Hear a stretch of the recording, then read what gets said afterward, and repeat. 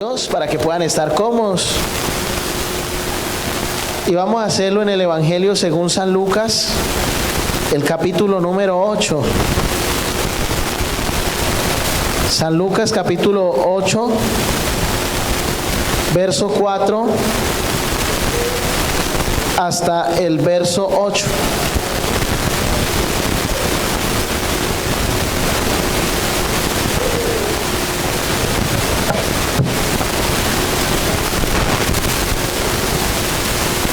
Gloria a Dios. ¿Ya estamos ubicados? Bueno, vamos a leer todos. Leamos todos la palabra del Señor. Dice: juntándose una gran multitud y los que de cada ciudad venían a él, les dijo por parábola: el sembrador salió a sembrar su semilla, y mientras sembraba, una parte cayó junto al camino y fue hollada, y las aves del cielo la comieron. Otra parte cayó sobre la piedra, y nacida se secó porque no tenía humedad. Otra parte cayó entre espinos, y los espinos que nacieron juntamente con ella la ahogaron. Y otra parte cayó en buena tierra, y nació y llevó fruto a 100 por uno. Hablando estas cosas, decía a gran voz: el que tiene oídos para oír, oiga. Amén. Dando una alabanza al Señor puede estar cómodo. Gloria al Señor Jesús. Bueno, hermanos, me siento muy contento de estar en esta noche en la meseta. Gloria a Dios. Estamos felices de poderlos ver, hermanos. Un saludo muy especial para nuestro hermano Miguel, para la hermana Judith, para sus hijas y para toda la iglesia en general. Gloria a Dios. Todos los hermanos, los amigos, gloria a Dios, que están aquí, que tenemos, gloria al Señor. Y esos amigos, esas visitas también.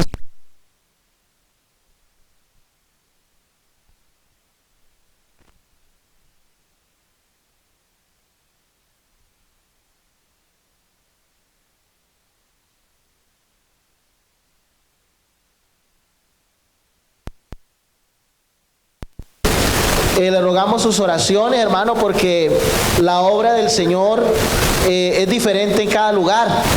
En estos lugares es un poco más, diría yo, más lenta la obra, porque primero de todo no hay tanta gente como en una ciudad, ¿cierto? Y todavía hay mucho arraigo religioso, a pesar de que lo reciben a uno, la gente tiene mucho temor del qué dirán, le da mucha pena ir al culto.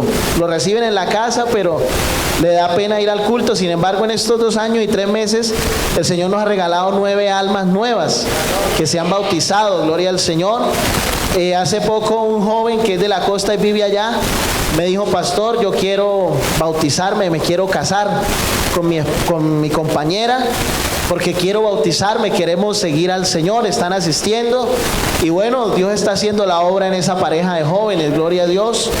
También en estos días me dijo una señora que también quería poderse casar con el compañero con el que vive, porque también quiere ser cristiana, gloria a Dios. Así que, hermanos, ayúdenos a orar, porque el Peñón es una iglesia que está creciendo por la gracia del Señor Jesús, que es el que hace todo, pero también por ese trabajo arduo de la iglesia. Así como aquí en la meseta, hermanos, ustedes trabajan arduamente en pro de la obra, allá también trabajamos con la iglesia en pro de la obra, con el deseo de que las almas se salven, gloria al Señor. Entonces, hermanos, también estamos contentos porque vamos a ser papás. Gloria al Señor. Mi esposa está en cinta. Y estamos muy contentos, hermanos. También les rogamos que nos lleven en sus oraciones por eso, en este nuevo rol que vamos a empezar. Gloria al Señor. Bueno, hermanos, no siendo más así el Peñón, quiero decirles que en esta noche estamos felices de poder estar aquí compartiendo. Yo venía al culto, gloria a Dios, y resulté aquí en el altar predicando. Pero gracias al Señor que nos da las oportunidades. Voy a hacerle una pregunta, hermanos, y a los amigos. A ver, ustedes me ayudan a responderla. ¿Toda la gente se va a salvar? A ver, quiero escuchar así alguien que me diga: ¿toda la gente se va a salvar? No. ¿Y por qué no? ¿O usted por qué dice que no?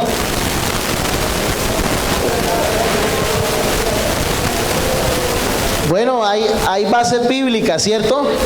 Por ejemplo, Apocalipsis nos dice, Apocalipsis 20:15 nos dice, y aquel que no se halló inscrito en el libro de la vida fue lanzado al lago de fuego, ¿cierto? Quiere decir que es una realidad innegable. No toda la gente se va a salvar. No toda la gente va a poder alcanzar, poder entrar en ese paraíso, en esa eternidad gloriosa con Cristo.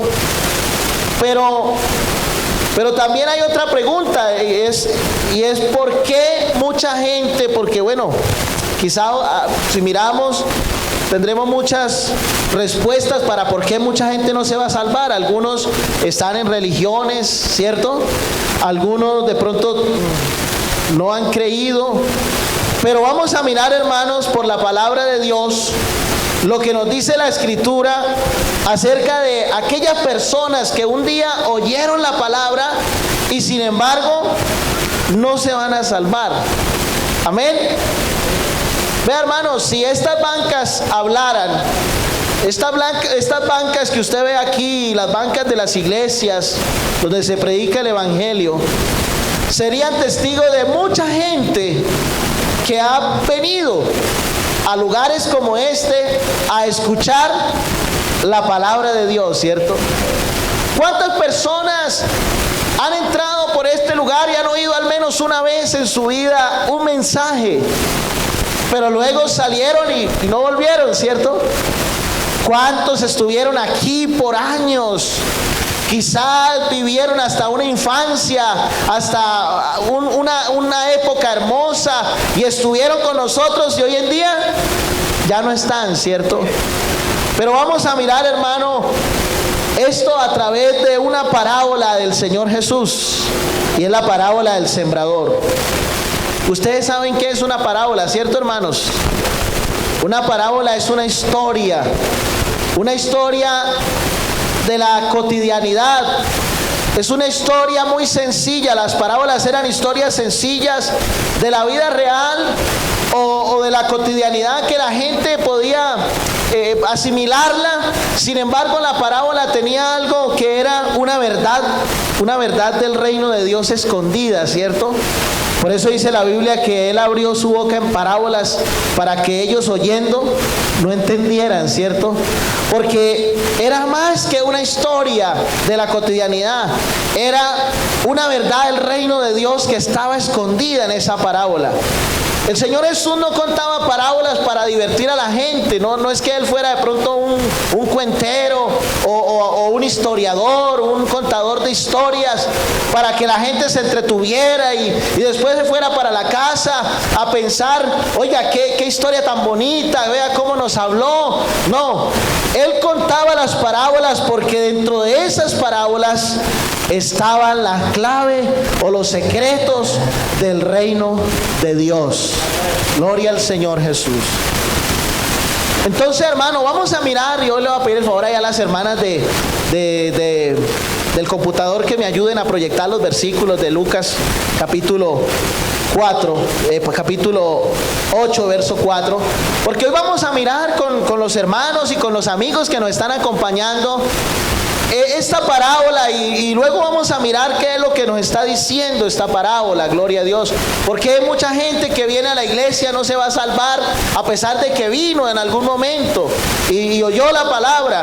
Y bueno, no diría yo solamente aquel que vino a la iglesia, sino mucha gente que oyó la palabra quizás no se va a salvar, gloria al Señor.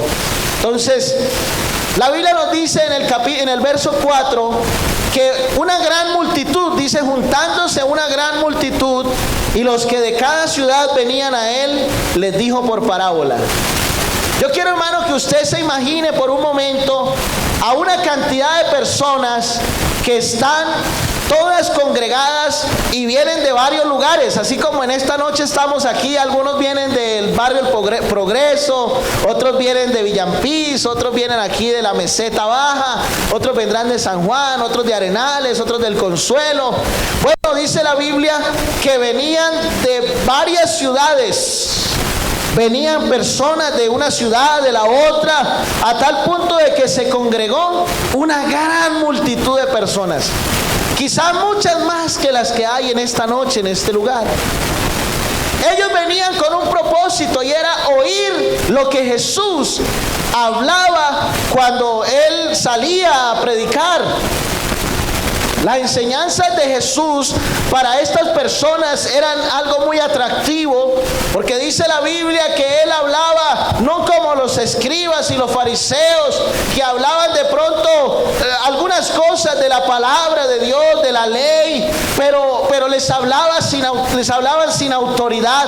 Pero cuando Jesús hablaba su palabra, ellos sentían en el corazón que algo especial había en las palabras de este hombre. Gloria a Dios. Y ellos sentían que les hablaba como un hombre sincero, que de verdad vivía y que de verdad creía lo que estaba hablando. Gloria a Dios. Así que se reunieron todas estas personas, gloria al Señor, a oír al Señor Jesucristo.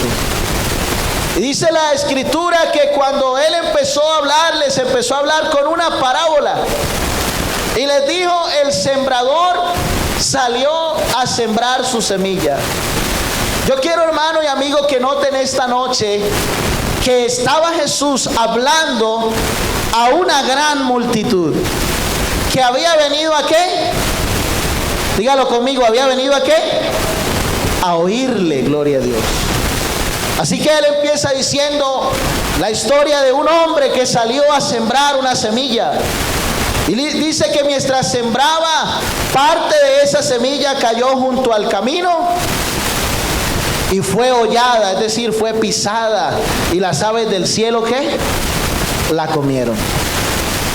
Luego dice, otra parte cayó sobre la piedra y nacida se secó porque no tenía humedad.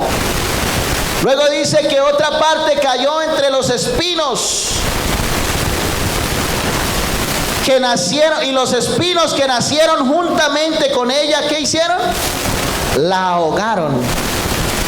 Y luego dice que otra parte cayó en buena tierra y nació y llevó fruto a 100 por 1, gloria a Dios. Y luego les dijo: el que tiene oídos para oír, que oiga. ¿Sabe que la gente se quedó con la parte de la historia del sembrador? Pero no entendieron, ni siquiera los discípulos entendieron. Porque si leemos más adelantico, dice que los discípulos le preguntaron a Él y le dijeron: Señor, ¿qué significa esta parábola? Porque es una historia muy bonita, es interesante. Nos habla de un sembrador, de una semilla. Nos habla de una semilla que cae en el camino y se la comen las aves.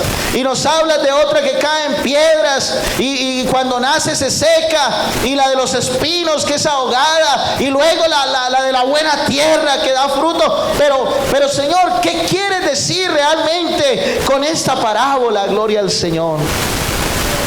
Y entonces Él lo llama aparte y les dice: bueno, les voy a explicar la verdad o el misterio del reino de Dios. Les voy a decir qué es lo que realmente dice esta parábola, que para todos los demás fue una historia, pero que era realmente algo que hablaba del reino del Señor. Y entonces el Señor empieza diciendo: esta pues es la parábola. La semilla es, ¿qué es la semilla, hermanos? La palabra de Dios. La semilla es la palabra de Dios. Yo quiero, querido amigo que estás en esta tarde, que te lleves en el corazón esto: la semilla es la palabra de Dios. ¿Sabe que es interesante que el Señor compara la palabra de Dios con una semilla? Él no la compara con unas piedras, no la compara con algo de pronto inerte, sino que lo compara con una semilla, gloria al Señor.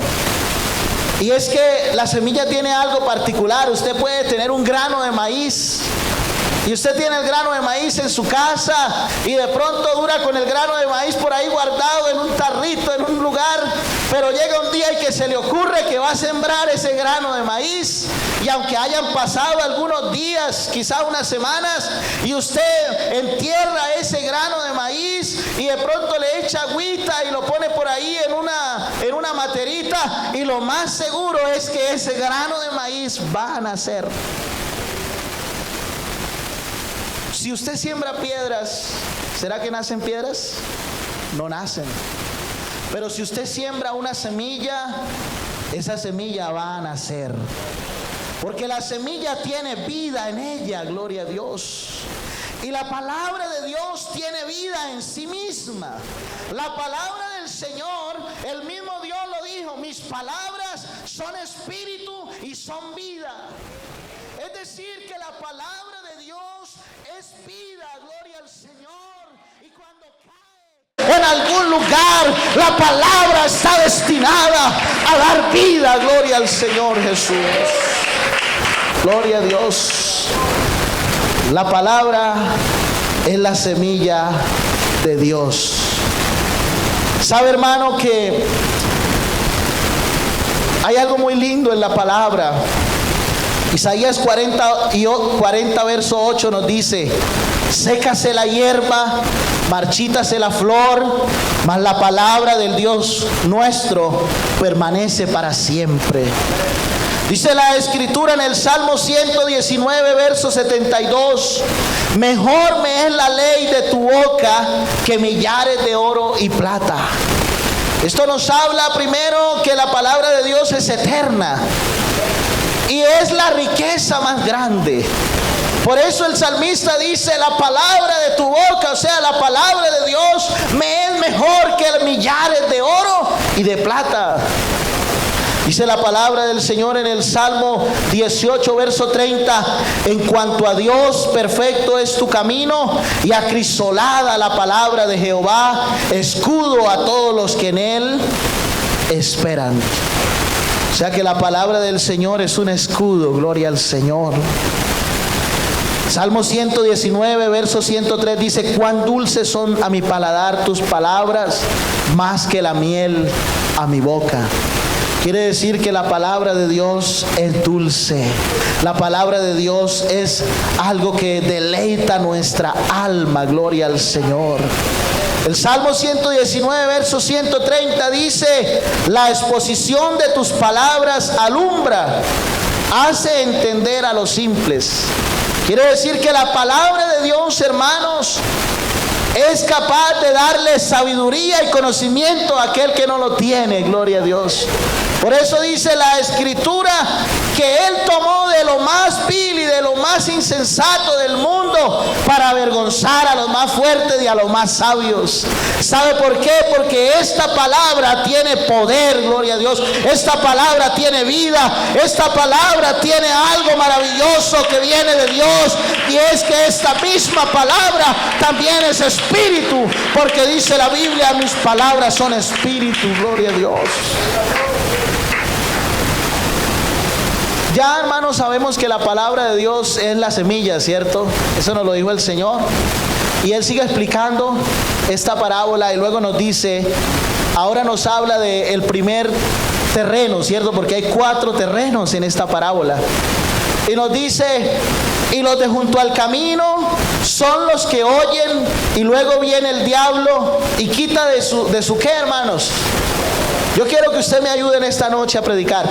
Dice: y quita de su corazón la palabra para que no ¿qué? Para que no crean y se salven. El Señor está hablando y dice: los de junto al camino son aquellas personas que oyen la palabra de Dios. Ellos la oyen, pero sucede algo, que ellos cuando oyen la palabra de Dios, Satanás viene y entonces les roba la palabra para que ellos no la puedan creer, gloria a Dios. Y como no la creen, no puedan salvarse. Hay algo interesante, hermano, y es que la Biblia dice que Satanás quita de su corazón la palabra. Pero nosotros sabemos que Satanás no es omnipresente. Él no puede estar en todas partes. Entonces, ¿cómo hace? Pues la Biblia nos dice que el mundo entero está bajo ¿qué? Bajo el maligno. Así que Satanás tiene sus artimañas, dice la Escritura. Y él usa esas artimañas para hacer que las personas que oyen la palabra de Dios no la crean. Satanás, a través del mundo y de las filosofías del mundo, le dice a las personas: no crea esa palabra, es que la vida se acaba para el que se muere. Eso no hay eternidad, no hay nada más allá de esta vida. No es necesario ser santo, eso es fanatismo. No es necesario buscar tanto a Dios. Eso de estar yendo por allá a orar y a buscar de Dios y a leer y a escuchar esa Biblia, eso no es tan necesario. Y entonces dice la Escritura que Satanás envuelve a la persona de tal manera que él genera en el corazón incredulidad para que no crea la palabra de Dios. Y usted no ha escuchado gente que dice: ese libro lo escribió por ahí cualquiera, el papel aguanta todo. ¿Y quién me asegura a mí que este libro de verdad sea esa palabra de Dios que ustedes dicen que es? Pero hermano, yo quiero decirle en esta hora, y querido amigo, la palabra de Dios se defiende por sí misma, gloria a Dios. Usted y yo no necesitamos defender esta palabra, porque la palabra de Dios, ella misma es la que se puede defender, gloria a Dios. Satanás conoce el poder de la palabra, hermano. Por eso el interés de Satanás, ¿qué es? Arrebatarla. Satanás sabe que la palabra del Señor es viva y eficaz. Satanás sabe que la palabra de Dios da esperanza eterna. Satanás sabe que la palabra del Señor es la espada del Espíritu. Satanás sabe que la palabra de Dios genera fe para salvación. Satanás sabe que la palabra de Dios es el alimento del alma humana. Satanás sabe que la palabra de Dios transforma el corazón del hombre. Satanás sabe que la palabra de Dios produce fruto. Por eso Satanás se interesa en arrebatar al hombre la palabra. Porque si él puede hacerlo, entonces estará haciendo que el hombre no pueda creer para ser salvo, gloria a Dios. Satanás genera incredulidad. Satanás genera indiferencia hacia la palabra. Satanás genera desinterés. Provoca distracciones para que la palabra no quede sembrada. Satanás es el padre de la mentira, y a través de la mentira y el engaño es que él obra para arrebatar del corazón del hombre la palabra de Dios. Oye, hermano, es que él sabe que si la palabra se siembra, ahí está perdiendo una batalla, gloria a Dios. Pero vamos a mirar, hermano, el segundo grupo. Este primer terreno nos habla de aquellos a que ¿quién es el que le quita la palabra? Satanás, ¿cierto? Grábese esto: los de junto al camino son los que Satanás viene a través del sistema del mundo, a través de las filosofías, a través de los pensamientos del mundo, y le roba, genera incredulidad y le roba la palabra para que no la crea. Pero ahora vamos a mirar el segundo grupo, y estos son los que caen en piedras. Dice la palabra del Señor: los de sobre la piedra son los que, habiendo oído, escuche esto, amigo y hermano, son los que, habiendo oído, reciben la palabra ¿cómo? Con gozo. Pero estos no tienen raíces, creen por algún tiempo, y en el tiempo de la prueba se apartan. Entonces aquí hay algo interesante, hermano. Aquí ya no es Satanás Miren que el Señor no dice, Satanás viene y les pone problemas y pruebas. Nosotros a veces le damos a Satanás una importancia muy tremenda, pero no es así, hermanos. Hay por ahí un chiste de un hombre que iba caminando por un sendero, por una senda, y se encontró al diablo llorando. Y entonces le preguntó al diablo, ¿usted por qué llora? Dijo, no, porque todo el mundo me echa la culpa de todas las cosas.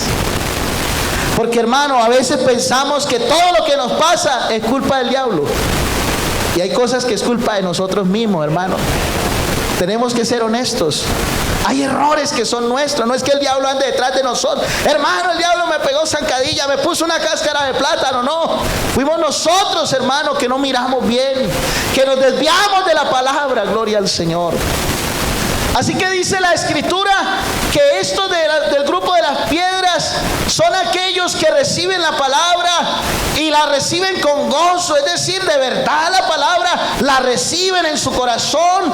Usted ve que ellos tienen una alegría, que la aceptan, que quieren ir hacia adelante con el Señor, y por algún tiempo caminan y por algún tiempo creen en esta palabra. Pero dice la Biblia, y aquí lo que resalta este segundo grupo es que cuando viene el tiempo de las pruebas o de las dificultades, el tiempo donde de pronto vienen los momentos duros, estos se apartan. Gloria al Señor. Son los que los que se apartan en el tiempo de las pruebas. Esto ya, hermano, pudiéramos hablar no de una persona que nunca ha oído la palabra, no, esto ya la recibieron, ¿cierto? Y eso representa aquellos cristianos, aquellas personas que un día llegaron a la iglesia, recibieron al Señor y se gozaron con nosotros un tiempo, quizás unos años, unos meses, y de repente vino de pronto una prueba, una dificultad. Porque, hermano, nosotros tenemos que saber lo que dice la Biblia, ¿cierto? En este siglo XXI de pronto hay una corriente religiosa donde se cree que la persona que no sufre es porque esa es la que goza del favor de Dios. Pero eso no es cierto. Porque el Señor Jesús le dijo a la iglesia, en el mundo tendréis aflicción. Ustedes van a ser vituperados por causa de mi nombre. Ustedes van a ser maltratados. Usted es necesario, dice la Escritura, que se cumpla en la iglesia lo que falta de los padecimientos de Cristo. Así que, hermano, qué bueno que sepamos en esta noche, querido amigo, que si somos cristianos tenemos que saber que vendrán pruebas, que vendrán dificultades, que también nos enfermaremos como la gente que no tiene a Dios, que tal vez un día andaremos también por ahí sin un peso en el bolsillo, con necesidades como los demás. Porque eso es parte de la vida del ser humano, que tengamos dificultades y pruebas.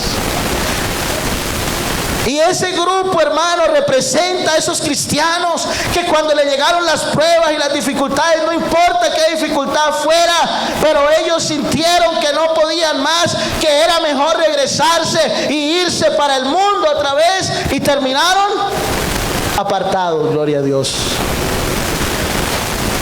Vamos a mirar, hermano, el grupo número 3 o el tercer terreno. Y la Biblia nos dice, la que cayó entre espinos, dice el Señor, ¿cierto? La que cayó entre espinos, estos son los que oyen la palabra, pero yéndose, son ahogados. ¿Por qué? Los afanes y las riquezas y los placeres de la vida, y no llevan fruto. Hay algo interesante, hermano, en este tercer grupo, porque nos habla de tres cosas.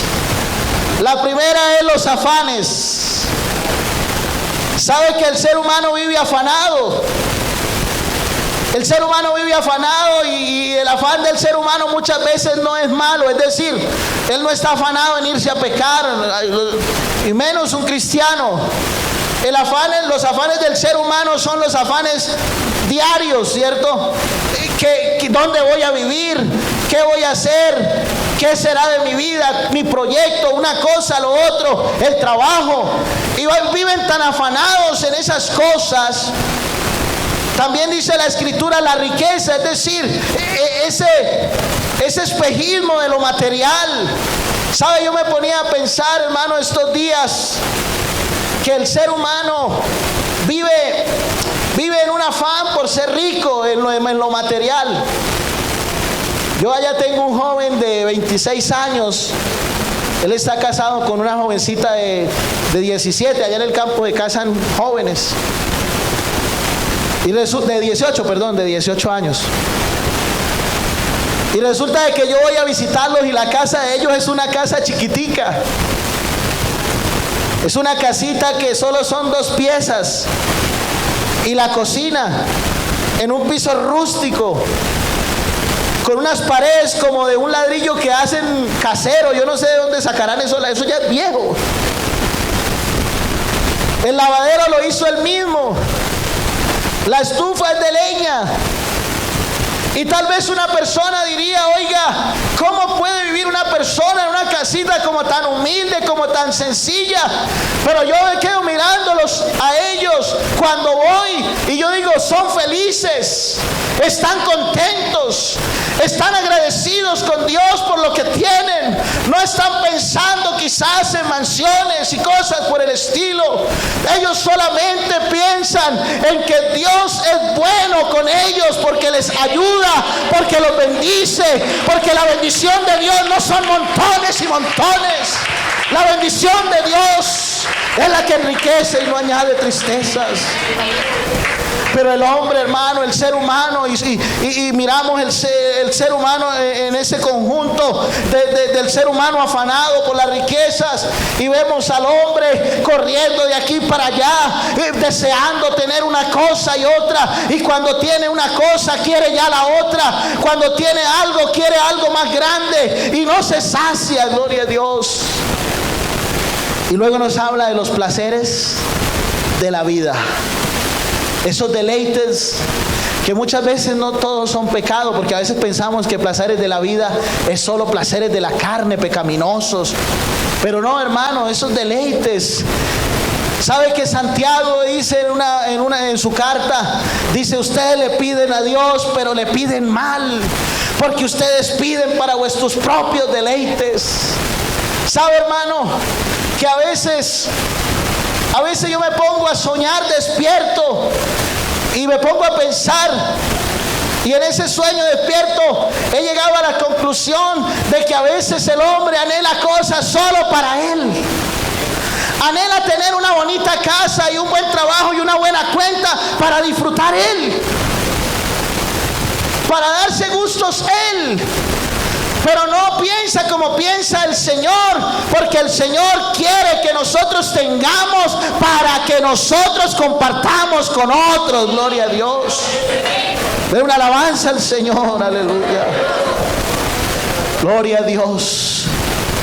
Y entonces, hermanos, los placeres de la vida que representa a esa persona que quiere disfrutar una cosa y la otra, los afanes del mundo, las riquezas, eso empieza a volverse ¿qué?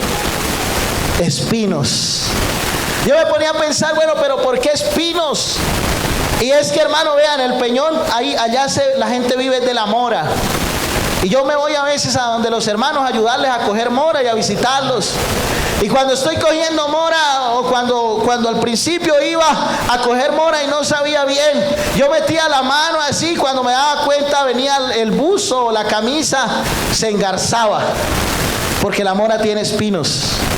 Y entonces quedaba uno ahí engarzado. Y le tocaba a uno empezar con cuidado, porque si no rompía la ropa. ¿Sabe, hermano, que el Señor pone eso como espinos Porque esos afanes, esas riquezas, esos placeres de la vida empiezan a enredar al hombre a tal punto de que el hombre va caminando con Dios, pero empiezan a metérsele esos afanes de tener cosas, de riquezas, de lujos, de ostentaciones, y todo eso empieza a amarrarlo, todo eso lo empieza a agarrar, todo eso lo empieza a coger a tal punto de que dice la Escritura que ahoga la palabra que fue sembrada en él. Y hermano, usted no ha visto que en las iglesias han llegado personas de pronto hasta sin nada a la iglesia, y de pronto empiezan a prosperar en lo económico, pero llega un momento en que el cristiano como que se desenfoca y entonces empieza a mirar más importante lo económico, y entonces usted escucha frases de cristianos que dicen: hermano, qué pena, pero yo no puedo ir a la iglesia el domingo porque el domingo es el mejor día para la economía, y entonces ese día yo no puedo cerrar. Hermano, qué pena, pero yo ya no puedo estar yendo a los cultos como antes, que iba seguido, porque hermano, vea, es que ahora estoy pagando la cuenta de esto, de aquello que me acabé de comprar, y entonces hermano, yo por ahí iré cada 15, 20 días si puedo. Porque empieza a ahogarlo, hermano. Y tal vez pudiera uno decir: no, hermano, es que es la responsabilidad del trabajo. Pero hermano, creo que lo más grande es la vida eterna, gloria a Dios. Y Dios nos dice que todo tiene su tiempo, ¿cierto? Gloria al Señor.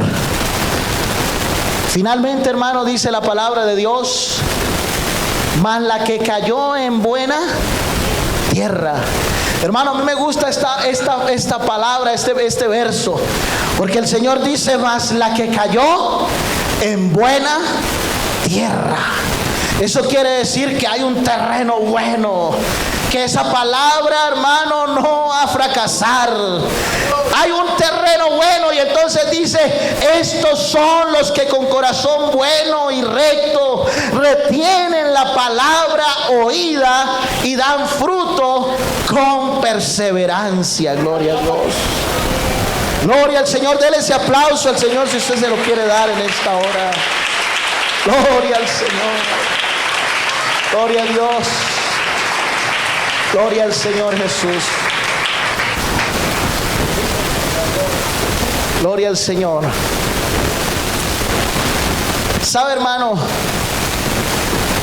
Esta parábola, y querido amigo, nos explica por qué mucha gente no se va a salvar, a pesar de que algún día oyeron la palabra. No solamente aquí en un templo, sino también aquellos que algún día recibieron un tratado, alguien los visitó en su casa, alguien les habló.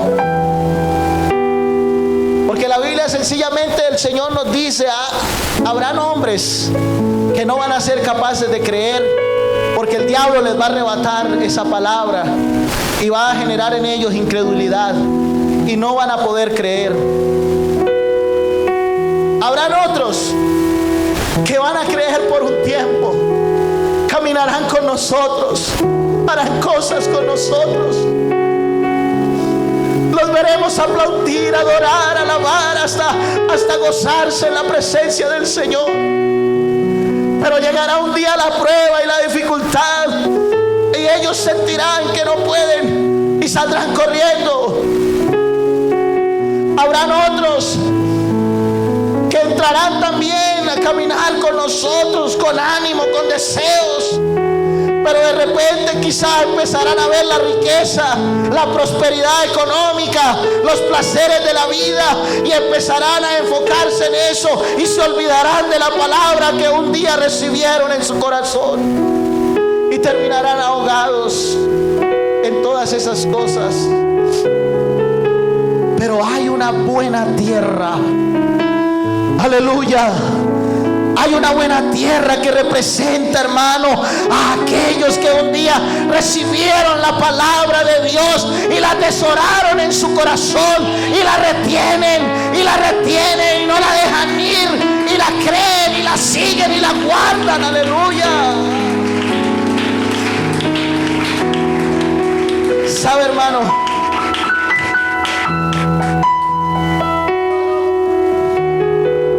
Dice la palabra del Señor, hermano, yo cuando miro esto, yo yo miro ejemplos de la Biblia, porque la Biblia tiene ejemplos de hombres que le creyeron a Dios y a su palabra. Y uno de esos grandes ejemplos es Job. Job era un hombre rico, pero él no tenía la mirada puesta en las riquezas. Job era un hombre que era buena tierra, porque lo perdió todo. Y eso también era una prueba. No solamente era hablar de riqueza, era hablar de una tremenda prueba. Yo creo que no había un hombre más probado que Job. Perdió sus hijos en un día, perdió sus riquezas en un día, y luego fue tocado por el enemigo con el permiso de Dios para que tuviera una sarna maligna en su cuerpo. Pero Job, este hombre, dice: desnudo salí del vientre de mi madre, desnudo volveré a él, pero sea el nombre de Jehová bendito. Jehová me dio, pero él me quitó, pero no importa.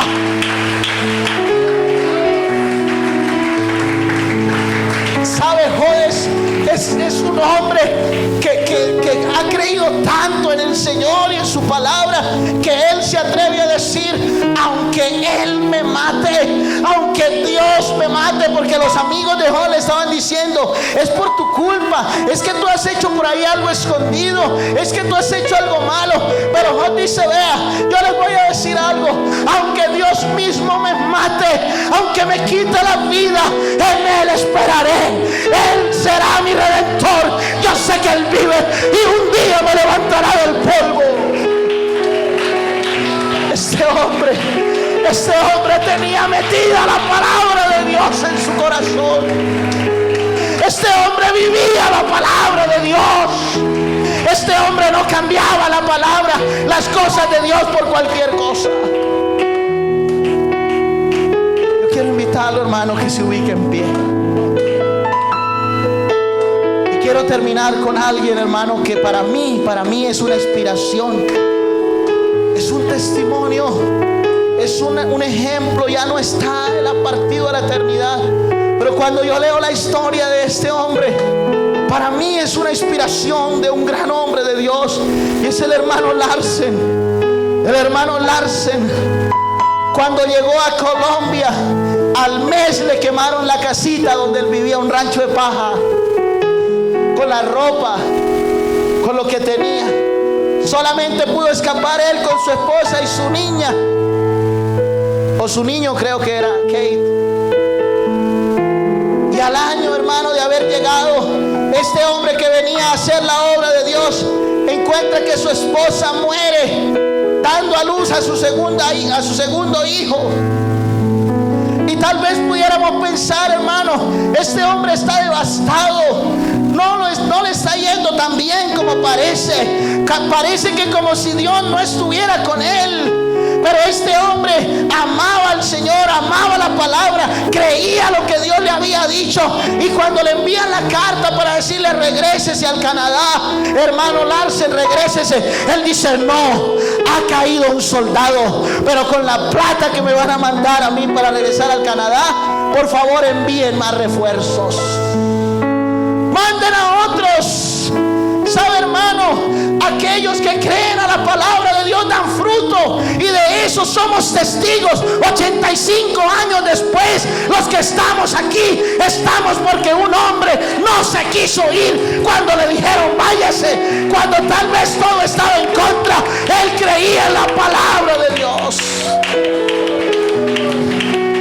Por eso esta iglesia, hermano, en 85 años está regada y esparcida por todo el país, y tiene misioneros porque hubo alguien que le creyó. Y en esta noche yo creo que aquí hay alguien que le cree a la palabra de Dios. Yo quiero invitar a alguien en esta noche que quiera venir a este lugar, no sé si es amigo o es hermano, pero que quiera venir en esta noche a decirle al Señor: Señor Jesús, yo quiero creer en tu palabra. Es lo que usted le va a decir al Señor. Señor, ayúdame a creer en ti. Ayúdame de verdad a ponerme serio contigo, a creerte de verdad. No quiero venir al templo a escuchar y escuchar y escuchar. No, yo quiero creer de verdad. Yo quiero hacer algo por ti. Yo quiero darte mi vida. Aleluya. Aleluya. Aleluya. Alguien que quiera venir en esta noche a comprometerse con el Señor, a creerle, a creer esa palabra que Él le ha dado. Alguien en esta noche que necesite que Dios haga algo extraordinario en su ser para Él poder hacer, para hacer algo por Dios. Aleluya.